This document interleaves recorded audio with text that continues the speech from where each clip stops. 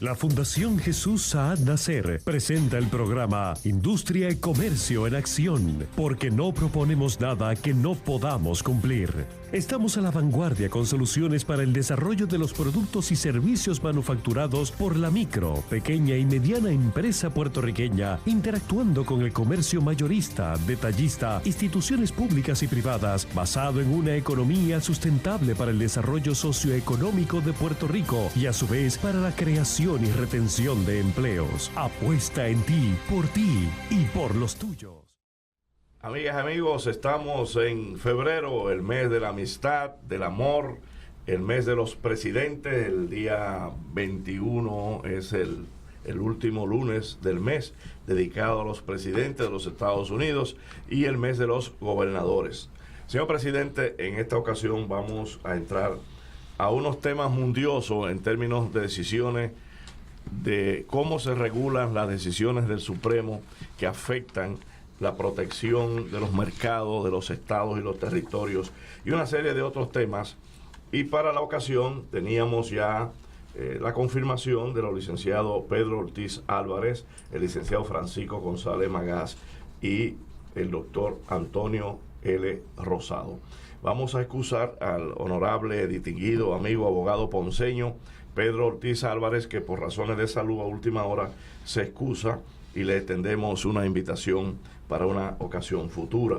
Sin embargo, vamos a estar con el licenciado Francisco González Magás, quien postula en el Foro Federal, y el distinguido economista doctor Antonio L. Rosado, un santurcino que juega golf y que estudió en la prestigiosa Universidad de Michigan, donde se graduó el doctor José Celso Barbosa, salvando distancia.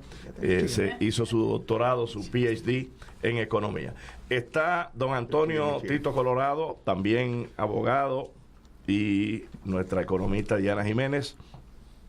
Agradecemos la coordinación de Ivette Zapata y la dirección técnica de Joelis Morales. Le saluda Héctor Julio Hernández. Presidente, vamos a entrar en unos temas que quisiéramos que el público nos dé la dispensa de que vamos a bregar con un tema que no es muy común, y esperamos que no sea árido, que lo entiendan y que le beneficie en el sentido más amplio, sobre todo a nuestra audiencia de comerciantes, empresarios, detallistas y demás. Pues la mesa está servida. Don Jesús Saad Nasser. Muchas gracias, Héctor Julio. Amigas y amigos, este es tu programa Industria y Comercio en Acción, la voz de la Fundación Jesús Saad Nasser. Hoy traemos un tema de importancia fundamental, y es el derecho inalienable que tiene el empresarismo puertorriqueño, especialmente la industria de productos y servicios, de participar activamente por derecho propio y de conformidad a las resoluciones del Tribunal o Corte Suprema de Estados Unidos y la decisión y sabiduría de la Ley 14, Ley de Preferencia, de poder participar activamente como suplidor y licitador en aquellas labores que se van a realizar de conformidad al diluvio de fondos federales que vienen aquí para la reconstrucción de Puerto Rico luego del terrible ciclón Irma María. Y sobre esa temática vamos a tener tres personalidades con conocimiento y reputación sobre este particular.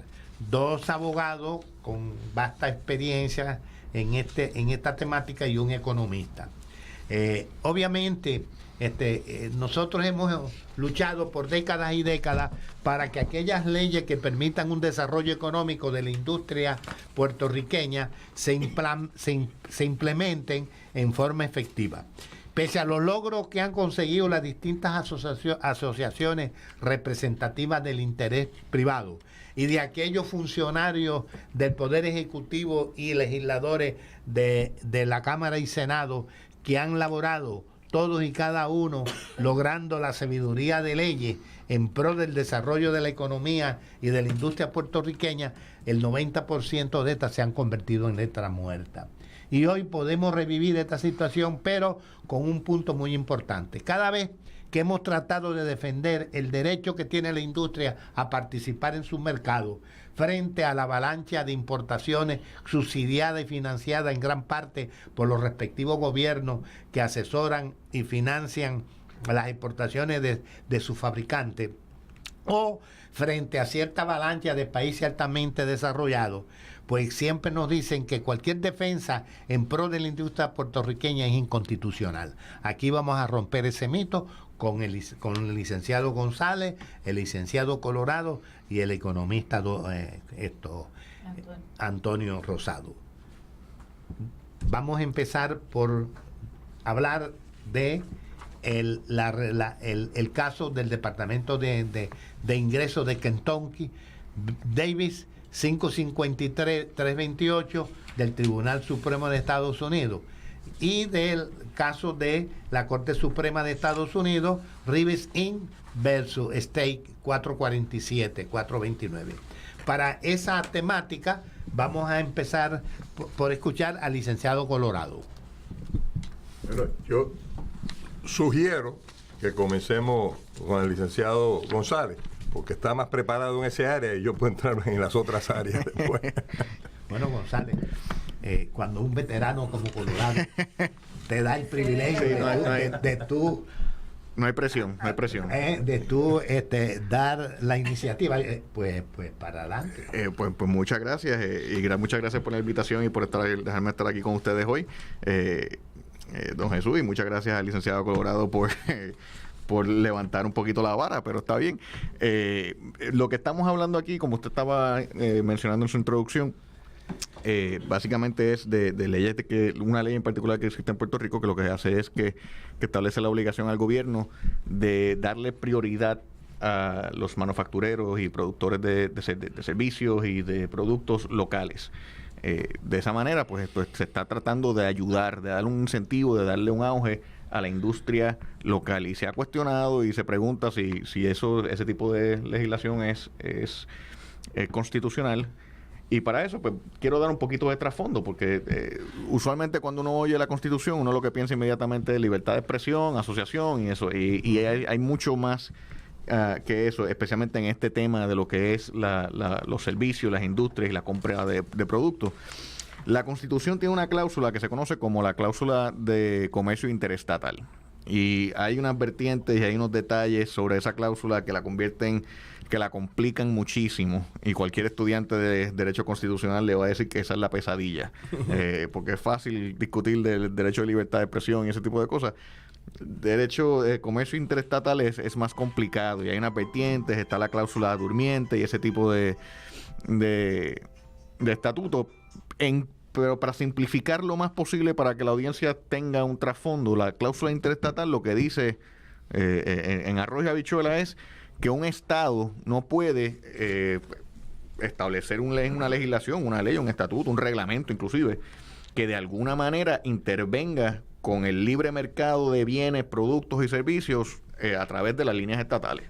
Un ejemplo clásico de esto es que, pues vamos a suponer que el estado de Washington State, que produce madera, pues ahora va a imponer un arbitrio sobre productos de madera que vengan de otros estados.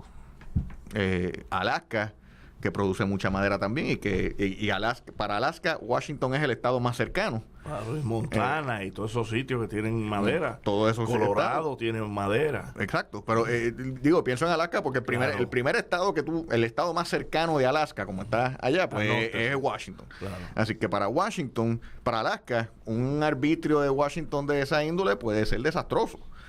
Porque su primer acceso al continente, a los Estados Unidos continentales, a los contiguos, a los 48 estados contiguos, es Washington, y ahora de repente tengo que pagar extra para poder entrar ahí, pues eso puede ser problemático. Así es que pues entonces se impugna eso y probablemente, con toda probabilidad, se determine que esa legislación de Washington es inconstitucional, es en contraria a la cláusula de comercio interestatal, porque lo que está haciendo es limitando el libre flujo de bienes entre un estado y otro. Y eso tiene un trasfondo histórico que quiero mencionar un segundo. Originalmente, cuando eran 13 colonias, no existía una identidad nacional, no existía un gobierno federal. Así que cada colonia velaba por sus propios intereses, y pues George Washington era Virginian, él no decía que era American hasta que después, pero era Virginian, y la gente de Nueva York eran New Yorkers, y lo que pasaba con New Jersey, lo que pasaba con Pensilvania, allá ustedes. Eso cambia después, obviamente, con la Guerra de Revolución. Se unen bajo los artículos de confederación, los Articles of Confederation, y están así entre 1770, finales de la década de los 70, 1781, que termina la Guerra de Revolución, hasta 1787, que aprueban una constitución. Bajo los Articles of Confederation, inclusive, tenían el mismo problema. Ya era una nación, ya eran los Estados Unidos de América, pero cada estado manejaba sus cosas. Le llamaban el Congreso Continental. Eso es lo que existía en ese momento, pero aún así no era muy efectivo para establecer una unidad de propósito entre lo que ya eran estados, pero no había todavía un sentido de nación todavía. No lo había. Y pues cada estado veía sus propios intereses independiente de lo que pasara en el otro. Y South Carolina compartía frontera con Georgia, pero hacía lo que le daba la gana, y Georgia hacía lo que le daba la gana. E inclusive hubo situaciones en que casi hay guerra entre los propios estados. Eso cambia con la Constitución. 1787, 1789 se establece ya el gobierno federal como tal. George Washington llega a ser presidente, y ahí van cambiando las cosas. Y aún durante este periodo hay gran resistencia a eso. Últimamente hemos estado todos leyendo mucho de Hamilton, porque tuvimos el placer de tener la obra aquí un mes. Claro, sí. Pues Alexander Hamilton era uno que impulsaba un gobierno federal central fuerte, que dominara sobre los gobiernos estatales. Thomas Jefferson, que era básicamente casi un archienemigo de él, pues favorecía más el criterio de la discreción de actuar de los estados particulares. Independientemente del gobierno federal existía por unas cosas, pero los estados seguían reteniendo mucho más poder. En el mundo actual en que vivimos, pues obviamente la visión de Hamilton yo creo que prevaleció, y hay un gobierno federal fuerte que domina sobre los estados, y los estados tienen potestad sobre muchos asuntos estatales, pero hay un gobierno federal sólido a quien los estados usualmente le responden también. Y por eso es que entonces se establece esta cláusula interestatal, porque en aquel momento se estaba buscando un mecanismo para limitar ese tipo de libertad de acción de los estados entre uno y el otro. Pues se establece este mecanismo, que un estado no puede establecer unilateralmente legislación que impida que entren a ese estado productos de otro estado. Y eso es lo que busca. Estos casos que mencionó usted, particularmente lo del departamento de Dakota y Kentucky. Exacto, el caso de Reeves Inc. versus Stake, que es un caso de Dakota del Sur de 1980, y el caso de Kentucky versus Davis, que es un caso mucho más reciente del 2008 del Tribunal Supremo. Estos son casos del Tribunal Supremo Federal. Que aplican a Puerto Rico, porque esa jurisprudencia aplica a Puerto Rico. Y vamos a estar claros también, creo que aclarar, hay dudas y ha habido controversia sobre si aplica o no, y si aplicara, hasta qué extremos y qué límites aplica la cláusula interestatal a Puerto Rico por su estatus particular. Yo considero colonia, pero hay gente que dice que es un no incorporado. Vamos a llamarlo no incorporado para evitar cualquier controversia. Así que, por lo menos, no incorporado, ese estatus particular de Puerto Rico, pues ha habido alguna cierta duda sobre si aplica o no aplica. Pero los tribunales federales entienden que aplica.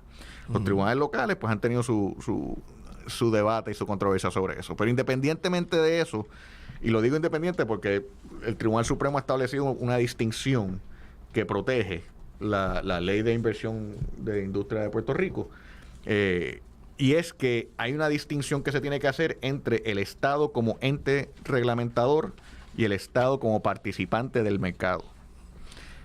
Un Estado, y en Puerto Rico lo vemos todos los días, tiene su reglamento, tiene su legislación, tiene sus agencias de gobierno, tiene su constitución, y tiene cómo exactamente se va a manejar el negocio en Puerto Rico, y hay unas leyes que prohíben algunas cosas, algunas leyes que proveen para otras cosas. Y eso está muy bien siempre y cuando se cumpla. A propósito, en Puerto Rico, independientemente de si aplicara o no la cláusula de comercio interestatal, sí hay una cláusula en la Ley de Relaciones Federales que impide que Puerto Rico imponga arbitrios, por ejemplo, basados en el lugar de origen del producto. Y eso es una particularidad que tenemos en Puerto Rico. Por ejemplo, yo no puedo imponerle un arbitrio a madera que venga de fuera de Puerto Rico y de esa manera tratar de favorecer la madera producida aquí.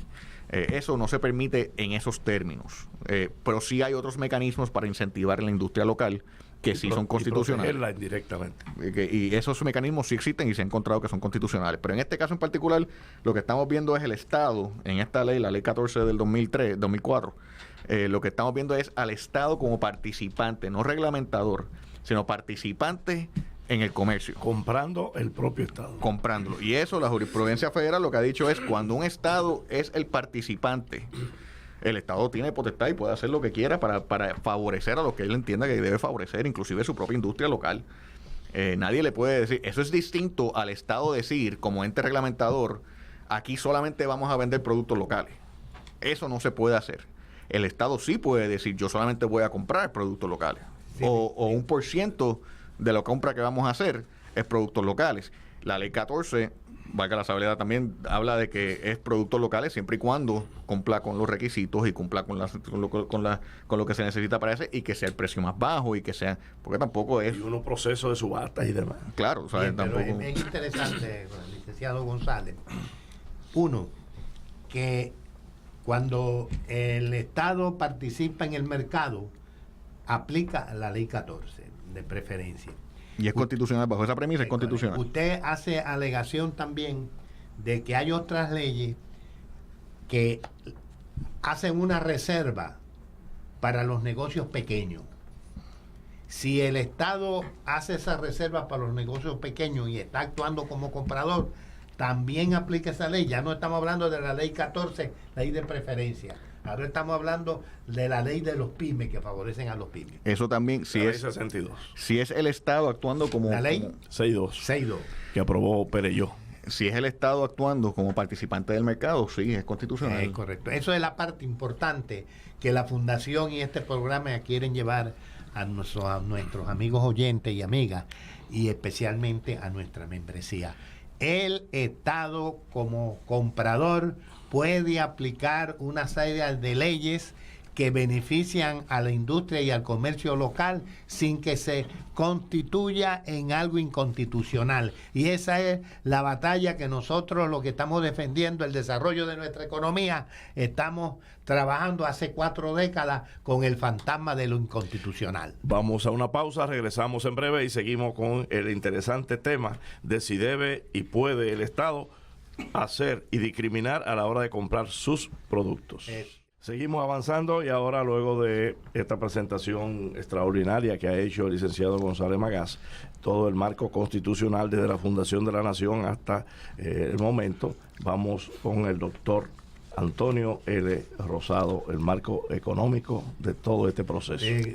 Rosado, dentro de ese marco económico, tú que eres un estudioso y eres uno de los economistas más críticos a las problemáticas que hay y que has sugerido a través de múltiples ocasiones que llegas al público a través de conferencias o programas, entrevistas radiales y televisados, te has destacado por tu forma enérgica de ver y atacar el mal y buscar alternativas. ¿Qué tú puedes proponer para que el gobierno ahora, a corto plazo, y en medio de esta expectativa de tantos millones y millones que vienen a Puerto Rico, podamos usar eso para revitalizar la economía? ¿Y cuál es tu sugerencia? Bueno, desde el punto de vista de la legislación que existe, para mí lo que me choca fundamentalmente es que se crea una legislación, pero esa legislación típicamente, como se hace todo en Puerto Rico, no tiene ningún análisis económico detrás. Son unos números sacados de la manga, de unos descuentos que están buscando para que la gente pueda competir, mientras que cuando tú miras la realidad, los problemas que tienen las empresas en Puerto Rico fundamentalmente son culpa del gobierno. Los problemas de los costos de la energía eléctrica son culpa del gobierno. Los problemas del costo de agua es culpa del gobierno. El problema de los costos de los permisología es culpa del gobierno. El problema de los impuestos, de todos los tipos de impuestos que se inventan aquí todos los días, es culpa del gobierno. Así que debería haber una legislación que tome en consideración cuán punitivo es el gobierno contra los negocios y utilizar ese punto de referencia para decir, si este negocio que yo estoy maltratando, que estoy abusando, que he maltratado durante toda mi vida, esto va a una subasta, yo ese negocio debería darle una preferencia de 50%, no de 10, de 50%, porque aquí el problema de los negocios en Puerto Rico es el gobierno de Puerto Rico. O sea, el gobierno es el que no funciona, el gobierno es el que no produce, el gobierno es el que le pone... Bueno, en toda esta crisis, todos los años, los ingresos del gobierno están aumentando. Aquí es una cosa inconcebible que el gobierno logre consistentemente sobrepasar las condiciones económicas del país. Lo único que crece son los ingresos del gobierno. Y definitivamente, cuando tú dices que crecen los ingresos del gobierno, está diciendo que los gastos del gobierno están aumentando, a pesar de que supuestamente estamos bajo una junta de supervisión fiscal. Así que, desde esa perspectiva, yo creo que la ley hay que atemperarla a lo que es los costos de negocios en Puerto Rico causados por el gobierno a las empresas y utilizar eso como una guía para darle incentivos a los negocios en Puerto Rico. Creo que definitivamente hay que buscar la forma de que esos dineros que van a llegar a Puerto Rico como consecuencia de la intervención federal en Puerto Rico a raíz de María, debe darse prioridad a las empresas en Puerto Rico. Sabemos que los impactos económicos de las inversiones en Puerto Rico, por cada $1,000,000, por ejemplo, que se invierte en la economía de Puerto Rico, se crean 22 empleos. Así que estamos hablando de que podemos cambiar la estructura económica de Puerto Rico con estas grandes cantidades de recursos. Una de las cosas que yo he señalado, y a través de todo este análisis que se ha hecho de la economía de Puerto Rico, es que en este momento, con los dineros de los seguros y con los dineros de FEMA, hemos logrado bajar la tasa de desempleo al 8%, por primera vez en la historia de Puerto Rico. A pesar de que tenemos uno de los problemas más estructurales de la economía, que todavía no entendemos exactamente por qué solamente el 40% de la población es parte de la oferta de trabajo. Pero eso es un asunto que tenemos que estudiar todavía mucho más en detalle. Pero el problema de la participación, de que la gente se incorpore al mercado de trabajo, lo hemos visto paulatinamente, poco a poco, cómo se ha ido la gente incorporando al mercado de trabajo a medida que los empleos han estado aumentando en la economía como consecuencia de la inversión que se está realizando. Así que yo creo que hay que buscar la forma de agilizar estos procesos, de que el gobierno pueda utilizar a las empresas en Puerto Rico como el conducto para hacer la inversión directa en la economía.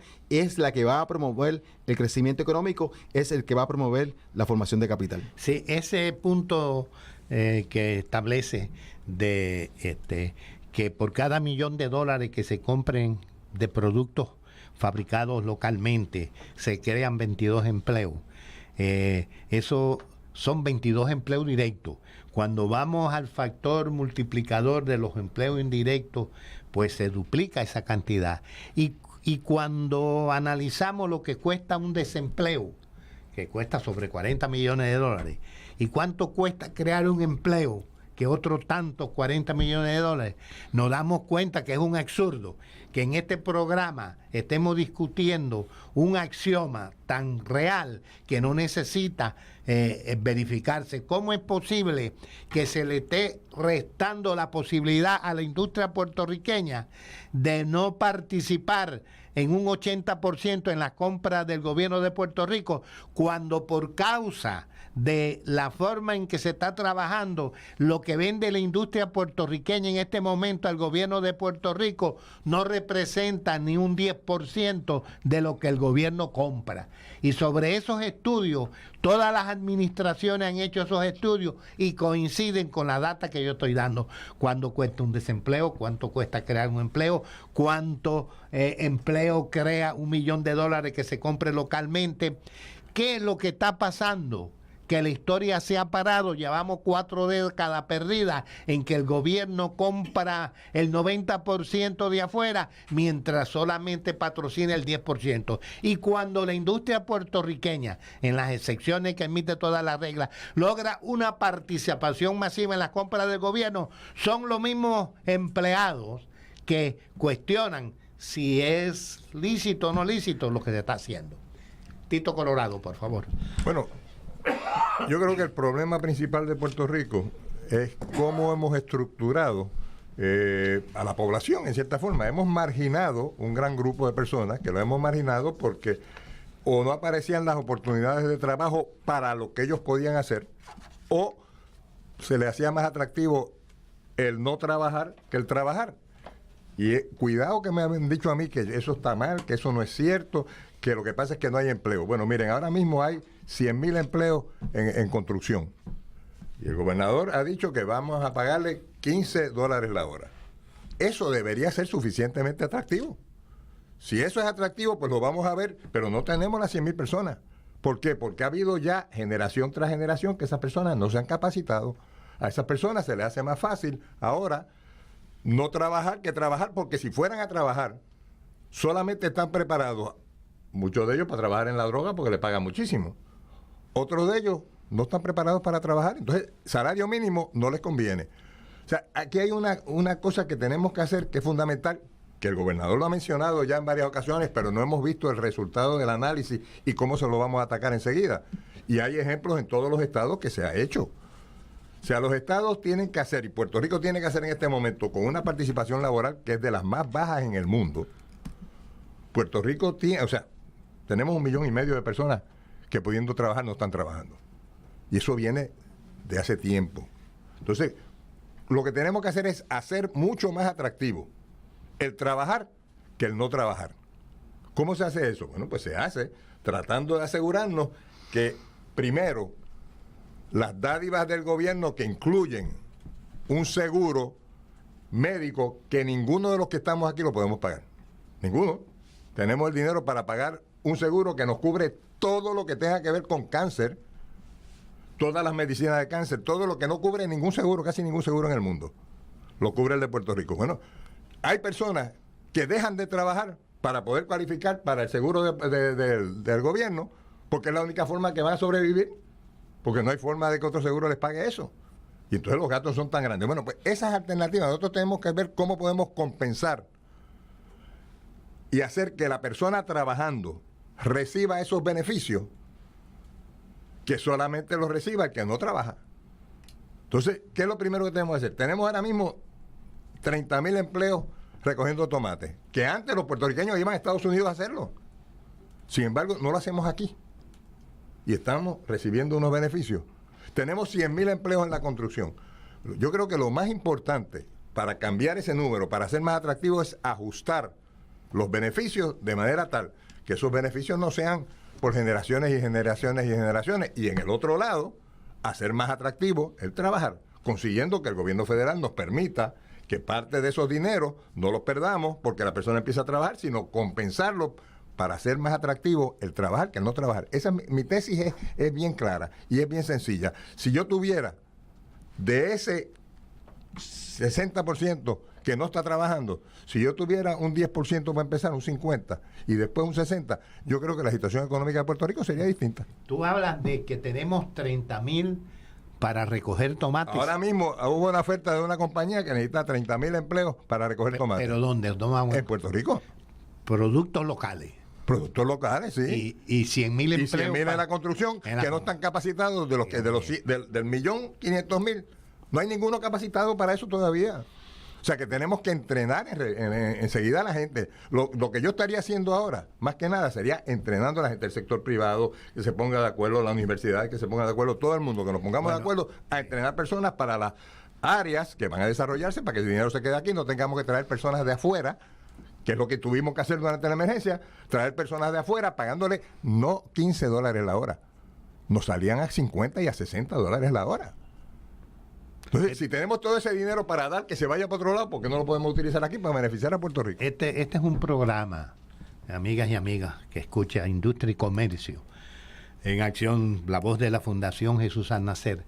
Este es un programa único, donde por primera vez, yo que soy un estudioso de estar evaluando los distintos programas para el desarrollo económico del país, tanto escrito, radial como televisado, este es un programa que ha tocado abiertamente la realidad histórica del momento que vivimos desde la óptica fiscal, laboral y en el desarrollo económico. Ustedes han oído un experto constitucional como el licenciado González, cómo rebates y en forma objetiva y clara demuestra que sí se puede en Puerto Rico con las leyes que tenemos en pro del desarrollo económico de la empresa y el comercio local. Han escuchado a un economista renombrado como el amigo Antonio enfocando una realidad matemática. Nosotros no podemos seguir penalizando a la industria puertorriqueña con tantos impuestos, tantos gastos, nos discriminan. Ser un industrial en Puerto Rico tienes que ser, para sobrevivir, un campeón y un titán. Porque si tienes un contrato con el gobierno, pues tratan de quitártelo, porque ¿cómo es posible que puedas tener un contrato con el gobierno siendo una industria puertorriqueña? Cuando todo el mundo, así es la propaganda negativa, sabe que lo que mejor viene de afuera y que para tener un contrato de primera calidad hay que comprarlo fuera de Puerto Rico, con un concepto falso total y donde la autoestima brilla por su ausencia y nos seguimos con la subcultura de las épocas colonial de los siglos pasados. Y después tienes a un Tito Colorado, licenciado José Antonio Colorado, un hombre que toda su vida la ha dedicado al servicio público y en forma objetiva, conocedor de cómo es el desarrollo industrial, lo encontramos haciendo un análisis impactable. Amigas y amigos, Sí, señor. volvemos en breve. Seguimos avanzando y vamos con nuestra economista Diana Jiménez, que tiene algunas preocupaciones. ¿Por qué? Si se conocen las condiciones, se saben los menoscabos, ¿por qué no se hace nada?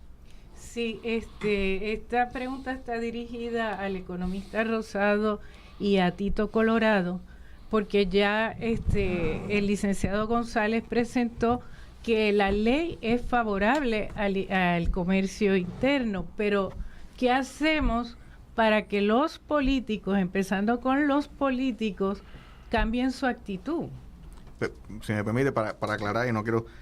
mi comentario era sobre la constitucionalidad de la ley. Yo no soy experto en economía ni nada por el estilo, así que yo no me atrevería a mencionar, o sea, si es favorable o no, pero en cuanto a la constitucionalidad, sí, eso se ha establecido, que esta ley es constitucional.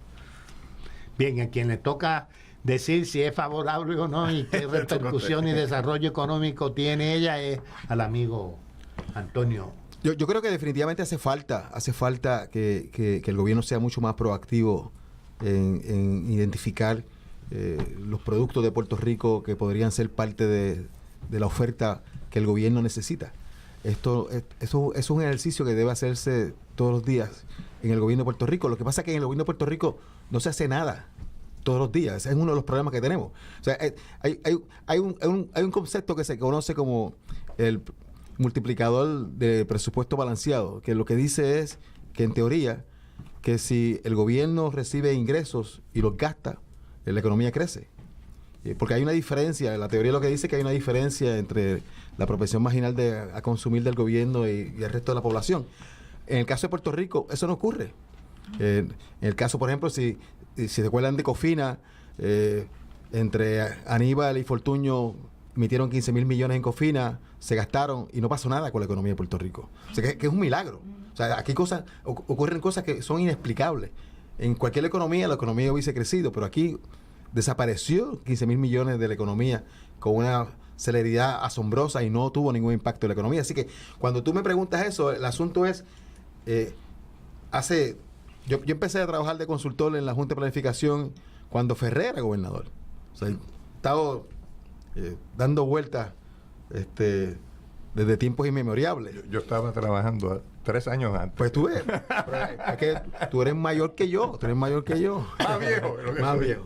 Y entonces, cuando tú examinas las cosas que se querían hacer allí en la Junta en esa época para racionalizar el gasto público, racionalizar la inversión, y lo que ha pasado después de eso que murió en el 78, ese proyecto, hasta ahora, pues es exactamente la misma cosa.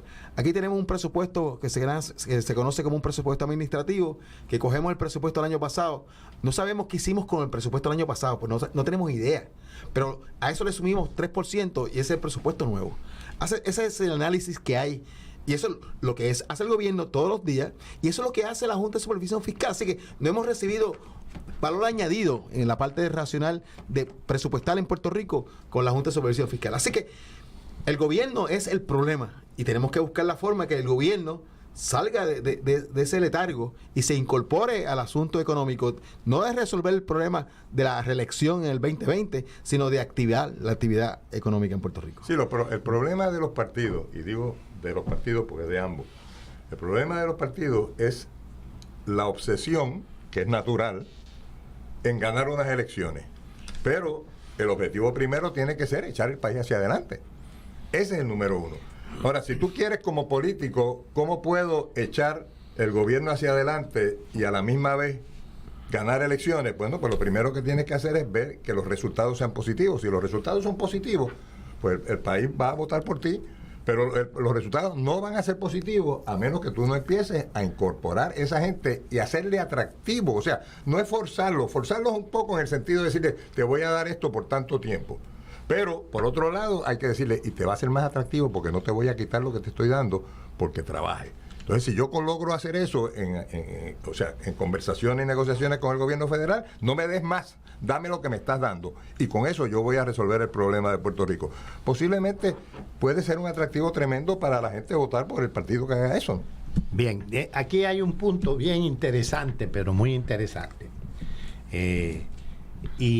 Enmarcado en ese objetivo fundamental que el economista trata de hacerle llegar ese mensaje al gobierno, como dice Rosado, cuantifique, evalúe las empresas que pueden atender el llamado de trabajar ante esta situación que se está avecinando, para que cuando llegue el momento importante podamos tener, si no los 100,000 o los 30,000 empleos preparados, tener un número cuantioso. El secretario de Desarrollo Económico, ingeniero Lavoy, encomienda a distintos comités que le identifique a aquellas empresas que pueden trabajar en la construcción de las viviendas. Loable esa misión del secretario de Desarrollo Económico, pero es que no es solamente aquellas empresas que tienen que trabajar en la construcción. Hay que buscar las empresas que van a subcontratar servicios y productos para la construcción.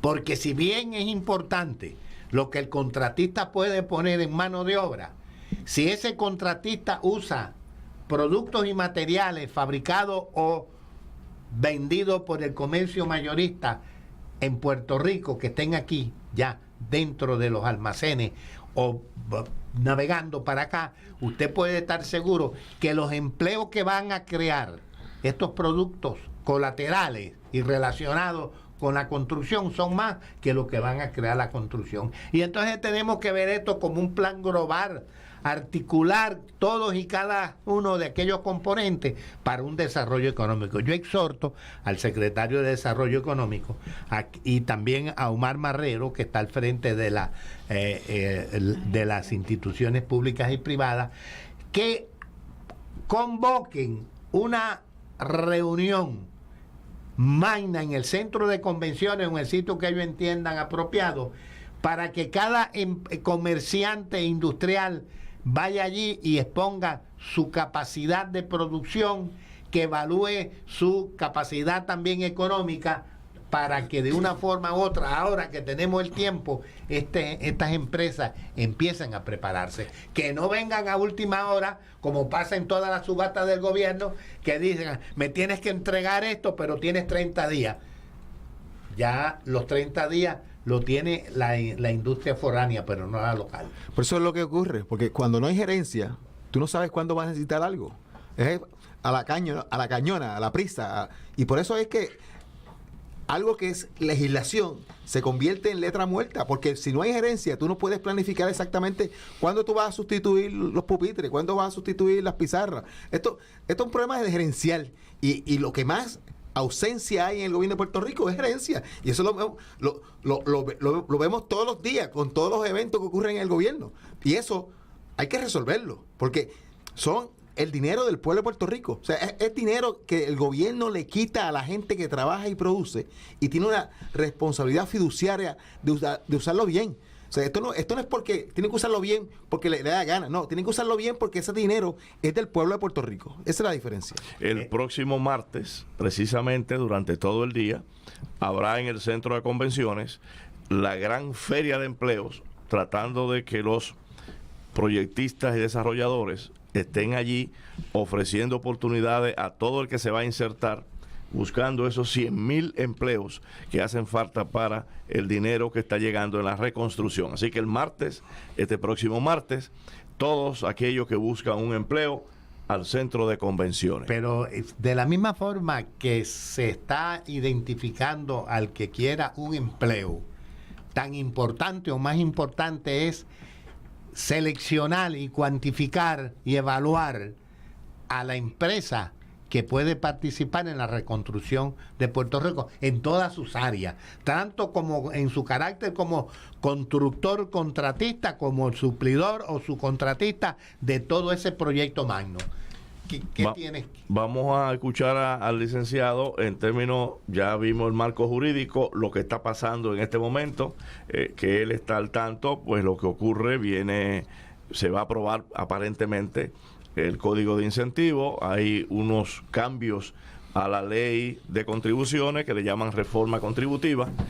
Licenciado González Magás. No, bueno, definitivamente sí, van a ser, ya tenemos una reforma contributiva y próximamente se está considerando en la legislatura el código de incentivo. Lo que se está buscando es de esa manera pues poder darle un jumpstart, como dicen en inglés, a la economía puertorriqueña y que se empiece a mover y eso.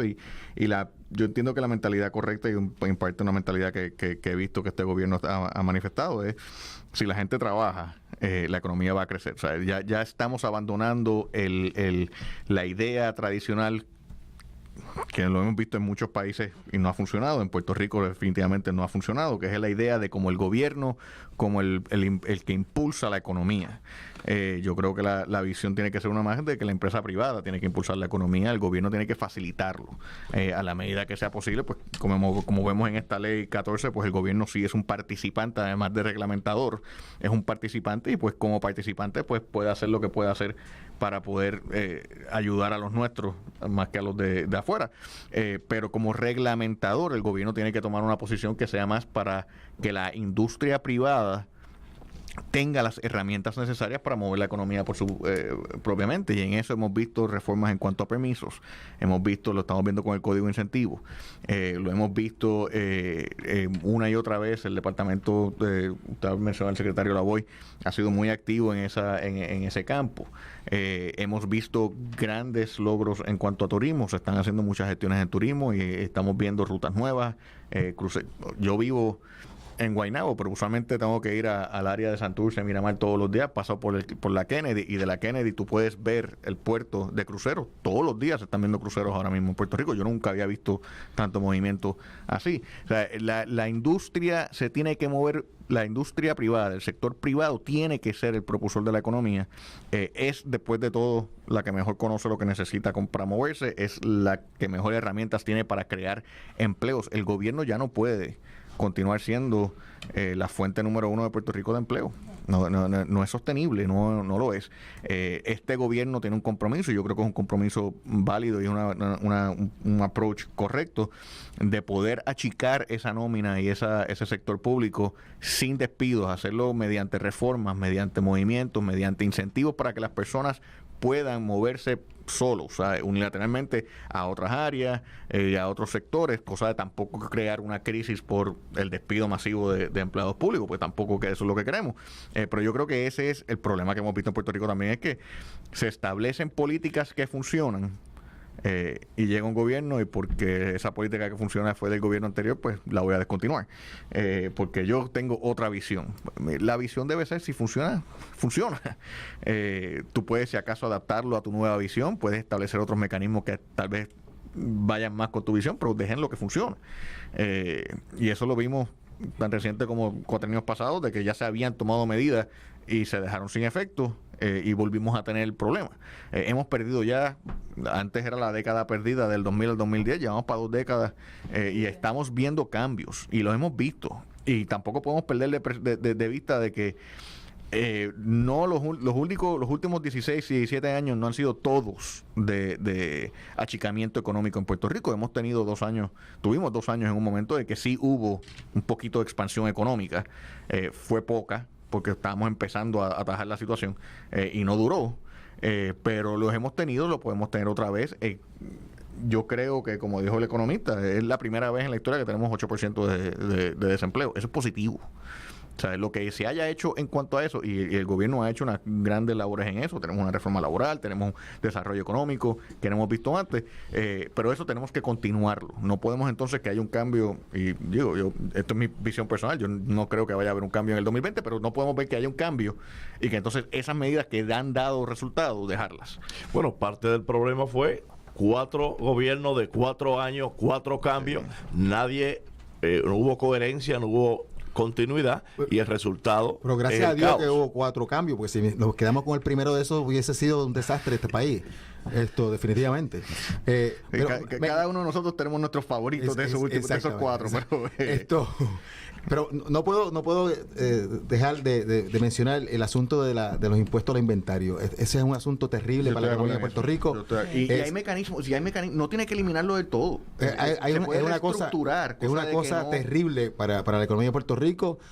María fue el ejemplo más catastrófico de ese evento, pero cuando se hundió el Faro tuvimos impacto negativo para la economía de Puerto Rico de la incapacidad que tienen. El Faro es el barco, sí, porque los faros también se hunden. Sí, pero el barco tuvo un problema para la economía de Puerto Rico y todavía no acabamos de entender el daño que le hacemos a la gente de Puerto Rico, a la economía de Puerto Rico, con mantener ese impuesto nefasto para la economía. Bien, sobre ese particular, recientemente un grupo de industriales y comerciantes de la Fundación Jesús Al Nacer, dándole continuidad al conversatorio que tenemos todos los años con el Poder Ejecutivo y Legislativo, y luego le damos seguimiento a los acuerdos tomados en esas reuniones. Nos reunimos con varios senadores encabezados por el presidente del Senado y la presidenta de la Comisión de Desarrollo Económico recientemente en el Capitolio. Y allí el presidente del Senado, Tommy, nos garantizó que se está trabajando muy fuerte para dar un alivio muy grande sobre ese particular al comercio que tiene que cargar con ese impuesto sobre inventario.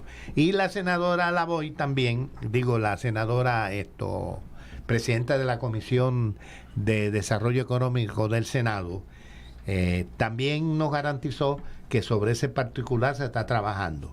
El próximo viernes que tenemos, vamos a tener en este programa al presidente de la Comisión de la Cámara, que va a traer el proyecto que se está trabajando ahora para buscar solución al impuesto sobre el inventario.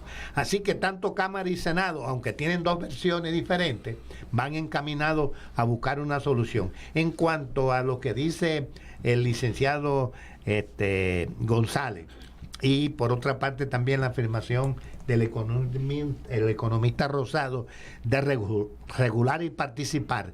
Yo creo que en el plan para Puerto Rico y en este código de incentivos está la solución en este caso. El problema es implementarlo de verdad, no es seguir en reuniones y más reuniones. ¿Por qué? Porque nos encontramos que todavía no hemos visto si este código de incentivo va a ser aprobado en Cámara y Senado, y ya estamos a 2 años del nuevo gobierno. Así que lo que necesitamos también, ganar tiempo.